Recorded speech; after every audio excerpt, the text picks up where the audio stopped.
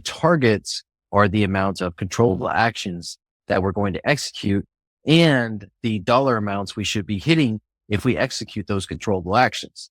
The 25 a day on the B2B side is the sweet spot for controllable actions in terms of prospecting, provided you have a strong pipeline in place. So the question is, what are those prospecting activities? Product to product, they all change and are different. But what I wanted to go over with you today is how to design your SOPs for prospecting activities.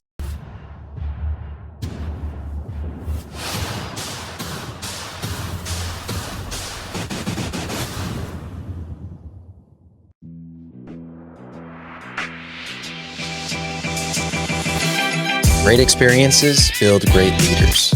Great leaders build great teams. This is Building Great Sales Teams.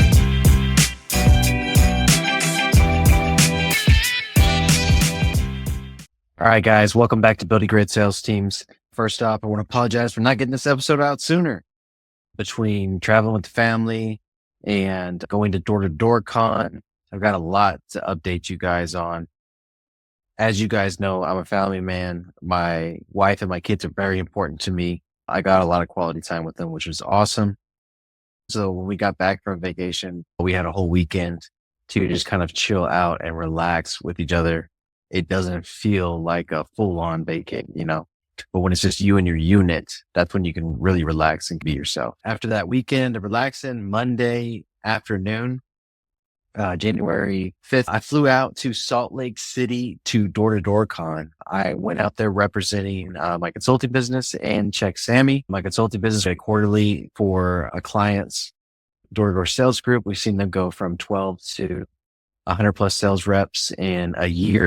Has been a fantastic testimonial for my consulting business. And then that Wednesday and Thursday, I spent most of my time at the Check Sammy booth at door-to-door con working with my man, David Fisher. We made about 30 or so contacts for people that wanted to enroll in our partner program with Check Sammy. If you don't know what that is, I'm going to lay it on you real quick. So basically, it's a way to increase your revenue per client, no matter where you're selling. Could be door-to-door, could be B2B, doesn't really matter. Most of your clients have a need for pressure washing, waste removal, recycling, bulk junk. And for those of you in solar panel recycling, 90% of those go to landfill. So if you have clients or you yourself have a need for that, reach out to me, TXBizDad, on all social medias, and we will get you taken care of and then paid a commission when your clients sign up for it. The subject today is all about your pipeline. I may have spoken to this before, but I haven't really broken it down like I'm going to today. What I want to talk to you about is prospecting activities. When I talk about a scope of work for a particular position, typically within that scope of work, we have income activities, which one of those is prospecting activities. And then we have on the right side of the schedule, the weekly cadences like meetings. And then we also have targets. Targets are the amount of controllable actions that we're going to execute and the dollar amounts we should be hitting if we execute those controllable actions. The 25 a day on the B2B side is the sweet spot for controllable actions in terms of prospecting, provided you have a strong pipeline in place. So the question is, what are those prospecting activities? Product to product, they all change and are different. But what I wanted to go over with you today is how to design your SOPs for prospecting activities. Some of the most common ones are going directly after the client. And I want to share something with you guys, and hopefully I can find it. And if you're on YouTube, you're going to be able to see this, which is pretty cool. But what inspired my original LinkedIn strategy for prospecting was actually Zero. One of the reps over at Zero reached out to me. His name was Gavin. I'm going to pull up his message that he sent to me. You guys are going to love this. One of the things that actually works. All right. So I'm going to walk you guys through it real quick. I'm going to share my screen for you guys. We're going to go to LinkedIn here. So you guys can see my LinkedIn now. Basically, this is Gavin's message. Listen to this, because there's nothing better than having 15 years of experience in door-to-door and then having the door-to-door person knock on your door. By this time, I had a solid 5 years in B2B, and Gavin knocks on my digital door on LinkedIn. He says, "Hey, Doug, we appreciate all your help in the direct sales space at Zero." That is the first line. So think about the space that you're in terms of prospecting activity. Think about the space that you're in. You're going to sub direct sales for whatever space you're in. And then at your company name, right? I'm reaching out because traditional methods like shadowing and role plays are becoming less effective with Zero AI in the picture. He created a pain point by calling traditional methods like shadowing or role plays less effective. He created a pain point in the first sentence of his conversation. What works on me is skipping the pleasantries and getting to the point. And so why companies like Vivint, Ion, Active, Encore, Nevo, and tons of other in the door-to-door companies trust Zero. So basically, he's giving me proof of concept by saying these are already our clients. In a nutshell, Zero records, transcribes, and analyzes sales reps to make coaching quicker and more effective than before. I sent him a message back. We scheduled a meeting. So you understood the inspiration for the prospecting activity and the templates that I put together, or the SOPs that I put together for my clients. And that was the inspiration. It was refreshing because it wasn't the usual, which I could click on any of these other messages. The subject line for this message is, "Who's talking about your competitors? Hey, Doug, would it be useful to know which prospects connected with your competitors' top salespeople last week?" This level of insight is really making a difference for our clients. You give me some proof of concept, but no real names, no real case studies. You know what I mean? If that's something you explore, you need to assume that it's something I would like to explore. Let me know. That's one of the worst terms to use in sales. And I can share how we make it possible. I look forward to hearing from you. So you didn't assume the sale, but you did assume the sale at the end. So that last line was okay, but it's a very commonly used line. You can see how it was refreshing to hear from Gavin and the way he scripted that out. All right, let's talk about this. Back to the 25 prospecting activities per day. If we're expecting in B2B for our people to conduct a prospecting activity or to cold call, we need to give them a script, an exact sample on how to do that. I will show you guys and talk you through it. If you're listening to the podcast, I will show you a client that I did that is in the B2B space. You see, you're going to find there.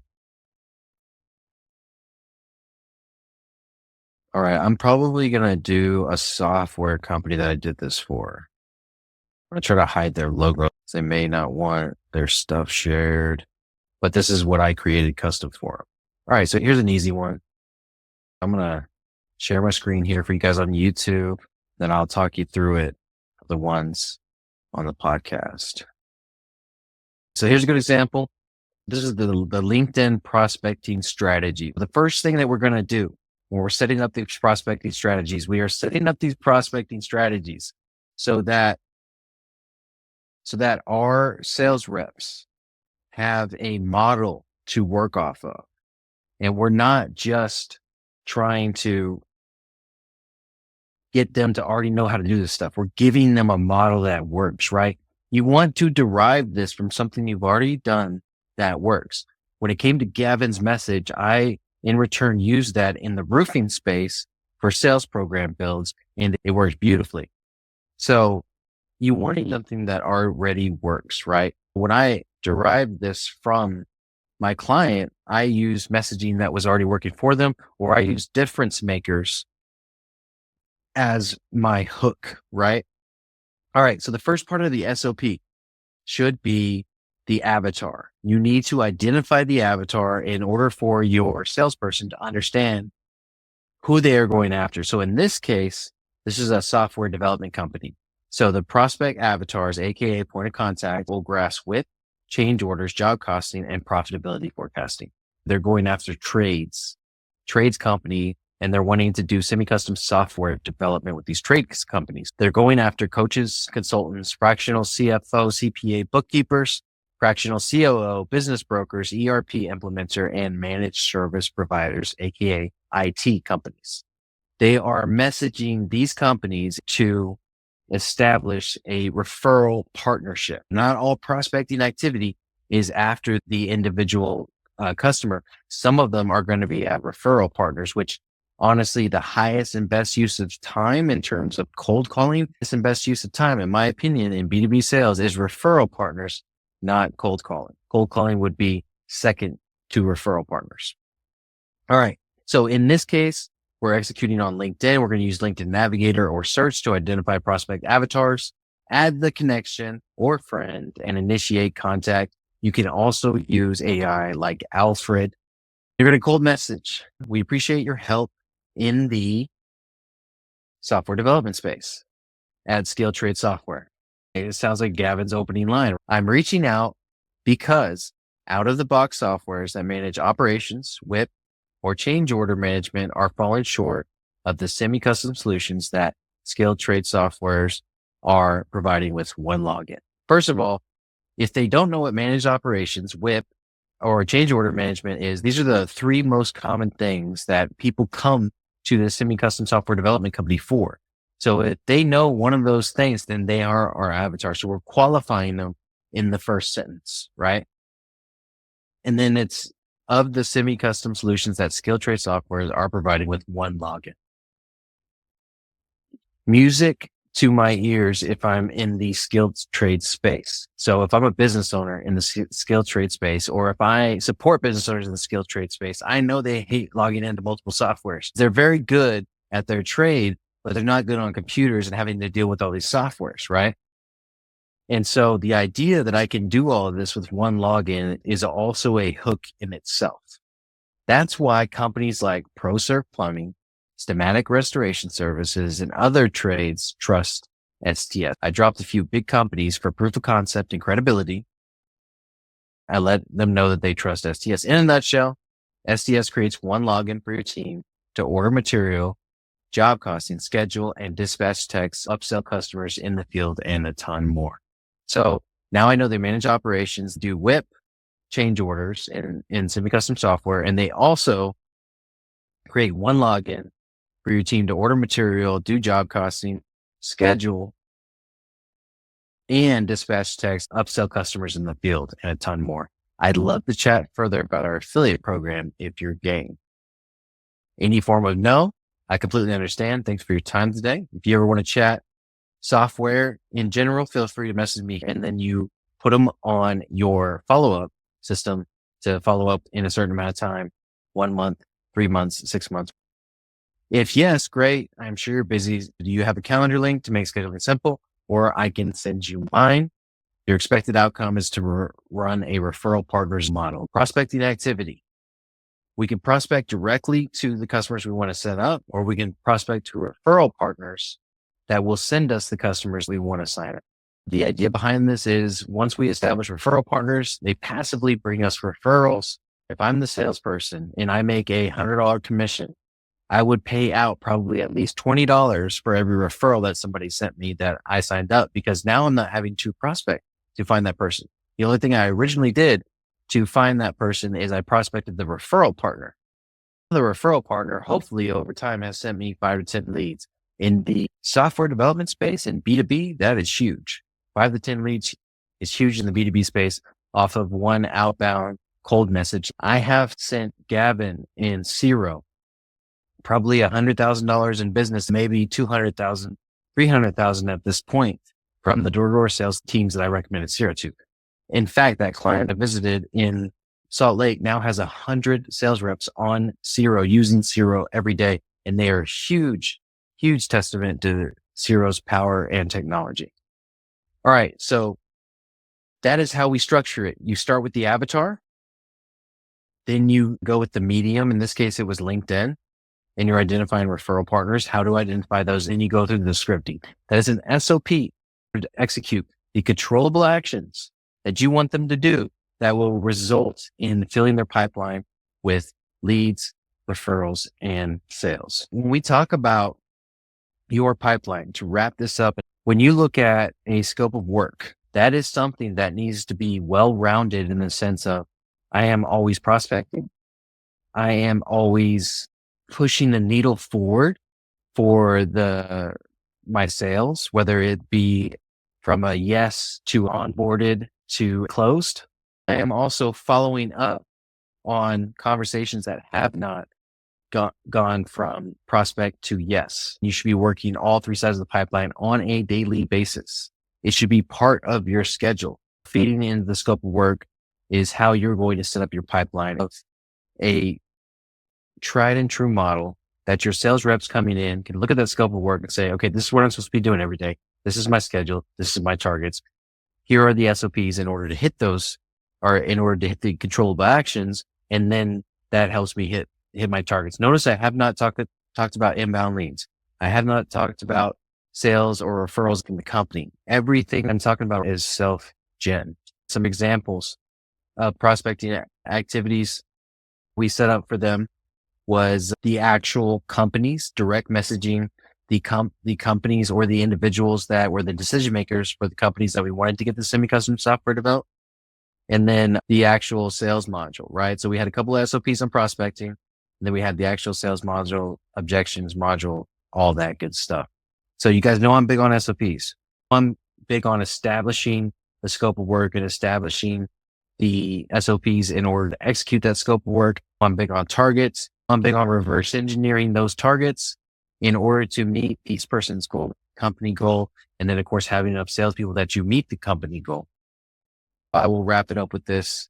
That pipeline is huge. Making sure that every lead goes through the same cadence, whether it be the prospecting activity, the follow-up activity, or the rehash in terms of, okay, sales are down, things are slow. So I need to pull a 90-day list of somebody that I haven't talked to in 90 days, hasn't done business with us, and I'm knocking those out. The pipeline needs to constantly be worked with it on the front end or the back end. And that is going to be a huge part of building great sales teams. If you've listened this long and made it through the tactical lack of storytelling, somewhat boring sometimes, made it through the tactical SOP, then I have some exciting news. And I have not decided yet. I am either going to run two podcasts, one building great sales team and another one, a new podcast called, you guessed it, TX Biz Dad. Now that I'm spending more time in a W-2 position, that's going to allow me to work on the lifestyle podcast a little more, which would be TX Biz Dad. It would be all things Texas, all things business, and all things being a dad. And obviously being a husband goes with that. It's just not an easy username to set up. So it's TX Biz Dad for now. I want to launch this podcast, and I'm thinking I do a BGST episode per week and a TX Biz Dad episode per week.